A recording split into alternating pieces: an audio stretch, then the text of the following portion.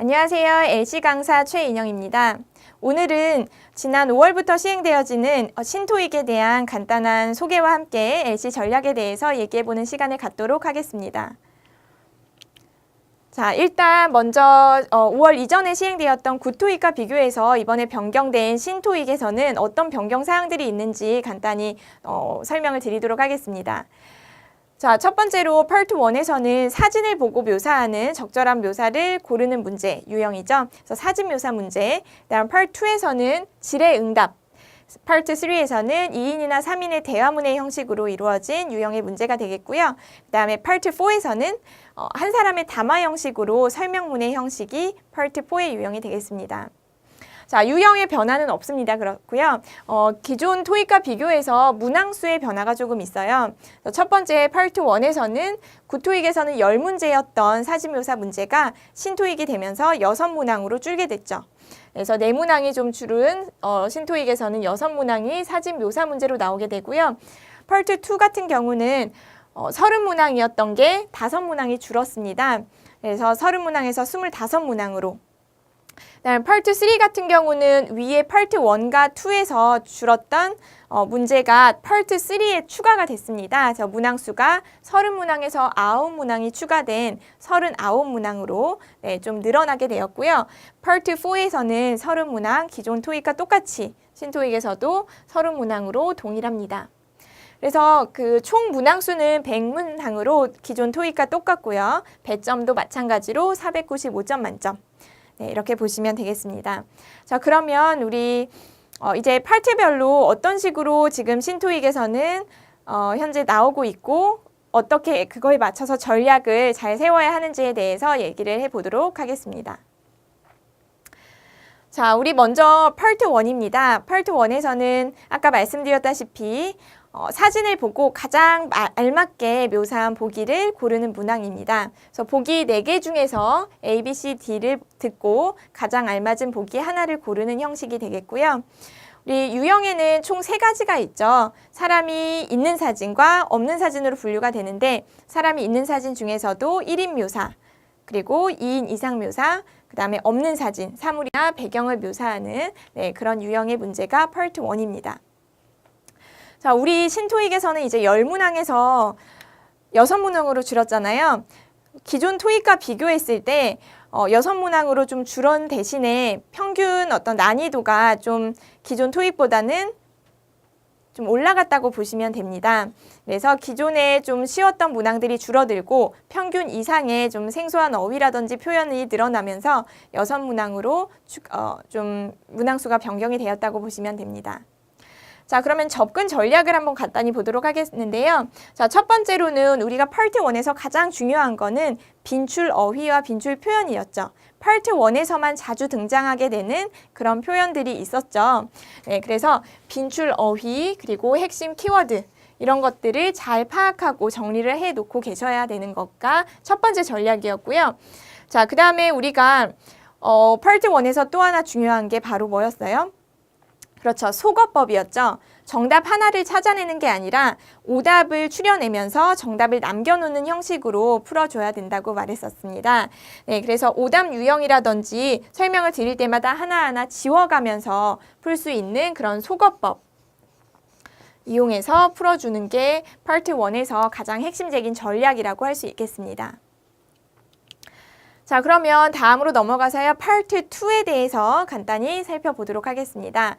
파트 2에서는요. 질문에 대한 올바른 답을 A, B, C 중에서 3개의 보기 중에서 하나를 고르는 유형의 문제입니다. 자, 그래서 우리 유형은 기존 토익과 똑같아요. 의문사가 있는 의문문, WH 퀘스천이라 그러죠. 그래서 의문사가 있는 의문문과 또는 없는 의문문, 일반 의문문, 또는 기타 선택이나 부가사항, 부가 의문문, 그리고 명령문 등과 같은 기타 의문문에 해당하는 것들이 파트 2에서 나오는 유형입니다. 자, 파트 2에서도 마찬가지로 우리가 문항수가 기존 토익과 비교해서는 좀 줄었기 때문에 줄면서 어떤 스킬로 풀 수 있는 그런 형식의 문제보다는 좀 의미를 잘 파악했는지에 대해 묻는 문항수가 좀 올라갔고요. 그리고 직접적인 응답보다는 간접적인 그런 정답 빈도수가 더 높아졌다고 보시면 됩니다. 네, 그래서 좀 앞부분을 유의해서 듣는 게 파트 2에서 가장 중요한 부분이었는데요. 그래서 파트 2에서는 반드시 앞부분에 대부분의 동사 주어가 들어가 있기 때문에 반드시 앞부분에 유의하면서 직청직해에 좀 의존하면서 풀 수 있도록 연습을 해주시면 될 것 같고요. 그리고 우리 파트 2에서 중요한 게 오답 유형과 정답 유형에 대한 정리를 저와 함께 했었을 거예요, 예전에. 네, 그런 정답 패턴 그리고 오답 패턴 이런 것들을 유추해 가면서 푸신다면 신토익에서도 마찬가지로 고득점에 이르기가 좀 더 수월할 거라고 생각합니다. 네, 그리고 파트 3를 보겠습니다. 자, 우리 파트 3와 4에서는요. 특히 파트 3에서는 문항수가 좀 더 늘어났습니다. 다른 거에 비해서. 네, 그래서 유형도 좀 신유형이 좀 등장을 했는데요. 자, 우선 파트 3는 2명의 대화만 있었지만 기존 토익에서는 3명이 등장하는 유형이 좀 추가가 돼서 2명 또는 3명의 대화를 듣고 문제를 풀어주는 문항입니다. 그래서 한 세트당 3문제씩 구성이 되고요. 한 세트가 3문제씩 13개의 세트가 나와서 39문항으로 구성이 됩니다. 자, 그래서 유형을 보시면 내용별 유형에는 일상 대화 또는 3인 대화, 의도를 파악하는 거, 그 다음에 시각 정보와 연계된 문제, 이런 것들은 신유형에 해당하는 문제 유형이라고 보시면 됩니다.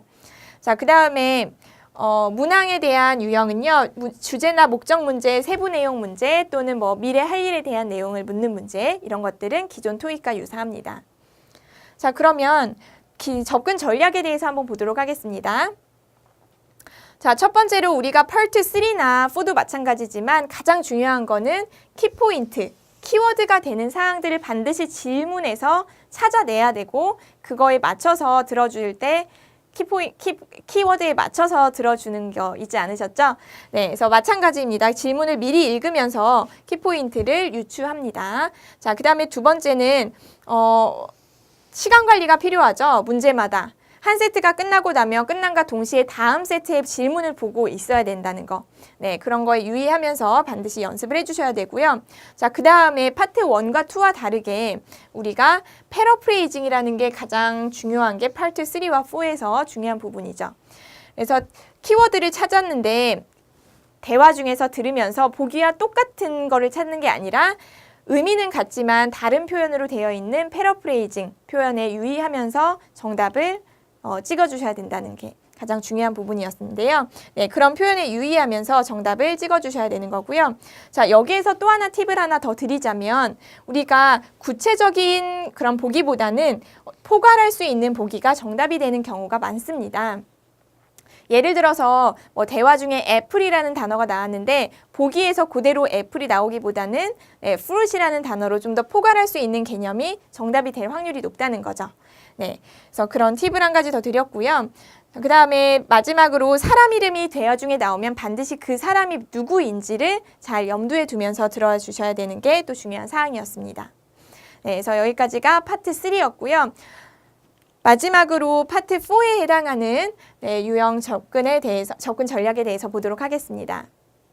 자, 파트 4 같은 경우는 한 명의 담화를 듣고 문제를 풀이하는 형식의 유형입니다.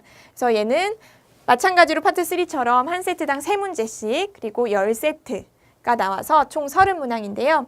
자, 유형은 기존 토익과 마찬가지로 전화 메시지라든지 안내 방송이라든지 연설이나 광고 그리고 라디오 방송 이런 것들이 대부분의 파트 4에 해당하는 주제입니다. 우리 접근 전략을 한번 같이 볼게요. 파트 3도 마찬가지지만 파트 4에서도 반드시 질문을 먼저 읽고요. 키포인트를 유의하면서 들어주셔야 된다는 게 가장 핵심적인 사항입니다. 그래서 파트 3, 4 같은 경우에는 키워드를 체크하는 게 문제의 반을 풀었다고 보시면 될 정도로 그만큼 키워드를 찾고 그거에 맞춰서 들어주시는 게 가장 중요하다고 생각하시면 되겠죠. 자, 그 다음 두 번째는요. 마찬가지로 우리 시간 관리. 반드시 이건 연습이 필요해요. 자, 못 들었다고 하더라도 다음 문제를 놓치지 않기 위해서는 시간 관리를 제대로 하면서 다음 세트로 이동하시고 보기를 체크해 주셔야 된다는 게 또 중요한 사항이었고요. 그 다음에 세 번째는 패러프레이징, 아까 마찬가지죠. 네, 파트 4에서도 마찬가지로 들리는 단어가 그대로 나오지는 않기 때문에 패러프레이징 표현을 같이 평소에 좀 정리를 해두시면 훨씬 더 수월하게 풀 수 있을 겁니다. 그래서 나머지도 마찬가지죠. 아까 말했던 대로 포괄적인 복이라든지 사람 이름 이런 것들이 나오게 될 때는 좀 더 유의하면서 들어주시고 체크를 하시면 되겠습니다. 네, 여기까지 우리 신토익에 대해서 좀 변경된 사항들에 대해 간단히 말씀을 드렸는데요. 네, 지금 설명을 드렸다시피 파트 2에서도 마찬가지고 3, 4에서도 마찬가지고 화자의 의도를 묻는 그런 유형이 좀 추가가 됐고 파트 2에서도 직접적인 응답보다는 좀 간접적인 그런 응답이 좀 늘어났다고 했잖아요. 네, 그래서 그런 부분에 유의하면서 좀 들으실 때 내용을 파악하려고 노력하면서 들으시면 듣기 문제를 푸는 데 훨씬 더 많이 도움이 될 것 같습니다. 네, 그럼 다음 강의에서는 파트 3와 4에서 추가된 신유형에 대한 예제 문제를 함께 같이 풀어보도록 하겠습니다. 네, 그럼 다음 강의에서 뵙겠습니다.